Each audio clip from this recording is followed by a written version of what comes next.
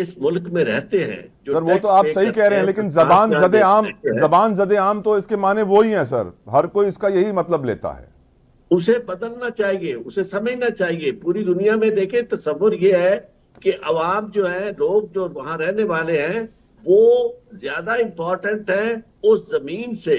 जमीन तब है कि अगर वो लोग हैं, और वो लोगों को तहफ़्फ़ुज़ जमीन ने नहीं देना होता, आरिफ साहब लोगों ये ने भी देना होता हकीकत है, आरिफ साहब ये भी एक उसका। और फैक्ट है कि इज्जत जो है मिनिस्ट्री ऑफ वो डिफेंस उस। और मिनिस्ट्री ऑफ फॉरेन अफेयर्स के जितने ब्यूरोक्रेट्स हैं सर, वो अपने आप को रियासत कहते हैं सर। देखिए, मैं आपको एक अर्ज करूं कि रियासत का ये तस्वर ही नहीं है कि ब्यूरोक्रेट अपने आप को रियासत कहना शुरू कर दे, पुलिस अपने आप को रियासत, फौज अपने आप को रियासत कहना शुरू कर दे। आप देखें कि जो मुआहदा है, जिसे सोशल कॉन्ट्रैक्ट कहते हैं, मुआहदा इमरानी, जिसकी वजह से जी ये रियासत वजूद में आई, तो बेसिकली वो मुआहदा जो था, वो जमीन का किसी के साथ नहीं था, वो इंसानों का आपस में मुआहदा था। इंसानों ने रियासत क्रिएट की, और इंसानों ने रियासत अपने आप को दिफा करने के लिए, अपने तहफ़्फ़ुज़ के लिए क्रिएट की, कि हमारी इज्जत नफ्स भी मजरू ना हो, और हमारी आपस में लड़ाइयां ना हो एक ठीक दूसरे सर। के साथ। रियासत इन लोगों से हटके तो ऊपर कोई चीज है ही नहीं। अच्छा आरिफ साहब, रियासत तो बेसिकली वो बिल्कुल आप सही लोग कह हैं। रहे हैं और आरिफ साहब। यहाँ क्या क्या क्या बाबर सत्तार जैसे जजेस पहले नहीं थे? क्या जस्टिस मोहसिन अख्तर कियानी जैसे जजेस पहले नहीं थे? क्या स्टैनफोर्ड और ऑक्सफोर्ड और हार्वर्ड जैसी यूनिवर्सिटी से पढ़े हुए जजेस पहले नहीं थे, जो अब ये बात उठाई जा रही है?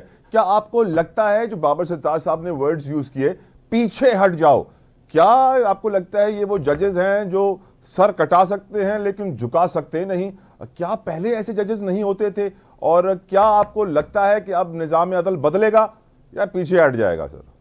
देखिए, मैं आपको अर्ज करूं कि हर दौर में जजेस ऐसे रहे हैं जो जस्टिस मुनीर जैसे नहीं थे, बल्कि सर उठाकर चलने वाले भी थे। और ऐसे जजेस थे, जस्टिस एम आर कियानी भी थे, जो मार्शल लॉ की मुखालफत कर रहे थे, अयूब खान के मार्शल लॉ की सरेआम मुखालफत कर रहे थे, उसके खिलाफ तकरीरें कर रहे थे।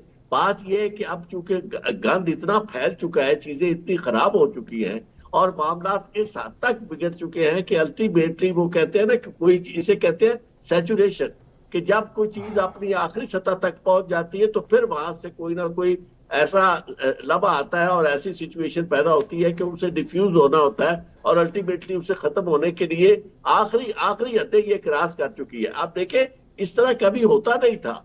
अदालतें पाकिस्तान में पहले भी, आप भी काफी उम्र के होंगे मैं मेरे इसीलिए तो पूछ रहा हूं, मुझसे इस तरह पहले कभी होता नहीं था? ऐसे जजेस पहले क्या कभी नहीं थे क्या जो अभी मैं आए हैं? आपको करूं ना, पहले पाकिस्तान में इस तरह नहीं होता था कि बराह रास्त एस्टेब्लिशमेंट जो है वो सीधी आके बैलेट बॉक्स तक पहुंच जाए।